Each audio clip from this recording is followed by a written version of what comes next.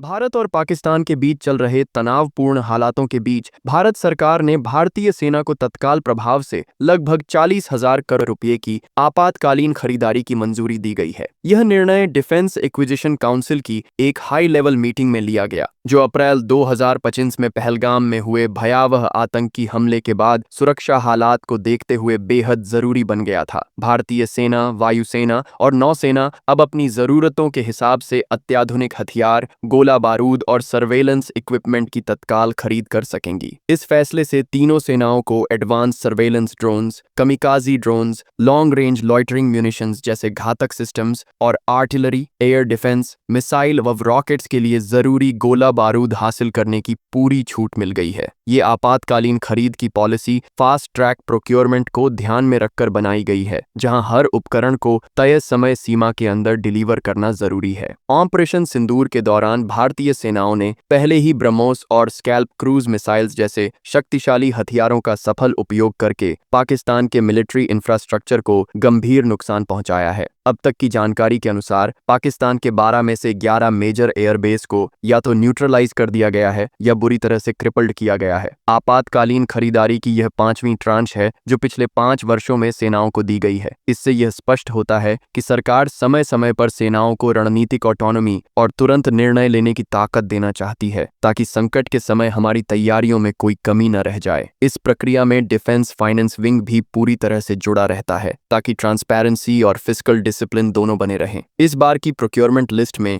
Rampage missile का नाम भी शामिल है, जिसे पाकिस्तान के खिलाफ ऑपरेशन सिंदूर में इस्तेमाल किया गया था। इसके अलावा हिरन मार्क 2 ड्रोन्स की भी खरीद हुई है, जो ऑपरेशन के दौरान रियल टाइम सर्वेलेंस में सेनाओं की आंखें बनकर काम कर रहे हैं। भारत के सरकारी रक्षा उपक्रम जैसे कि भारत इलेक्ट्रॉनिक्स लिमिटेड को भी इस इमरजेंसी प्रोक्योरमेंट से अच्छा लाभ होने की उम्मीद है। खासकर low level drone detection radar के ऑर्डर मिलने की संभावना है। वहीं भारत की प्राइवेट डिफेंस इंडस्ट्री, खासकर ड्रोन मैन्युफैक्चरर्स के लिए भी यह एक गोल्डन अपॉर्चुनिटी है, क्योंकि सरकार मेक इन इंडिया के तहत इंडिजिनस प्रोडक्शन को प्रायोरिटी दे रही है। रक्षा मंत्रालय एक ओर जहां इमीडिएट प्रोक्योरमेंट पर ध्यान दे रहा है, वहीं लॉन्ग टर्म मॉडर्नाइजेशन पर भी काम कर रहा है। इसके लिए पब्लिक और प्राइवेट सेक्टर की कंपनियों से कंसल्ट किया जा रहा है, जिसमें सोलर, डिफेंस एंड एरोस्पेस जैसी प्रमुख कंपनियां शामिल हैं। भविष्य की जरूरतों और उत्पादन क्षमताओं को लेकर स्ट्रेटेजिक डायलॉग जारी है। इसके साथ ही भारत सरकार इस वर्ष शीतकालीन सत्र में 50,000 करोड़ रुपए की अतिरिक्त रक्षा बजट की मांग पर भी विचार कर रही है। इस फंड का उपयोग विशेष रूप से एडवांस्ड वेपनरी, एम्यूनिशन और क्रिटिकल टेक्नोलॉजी की खरीद में किया जाएगा,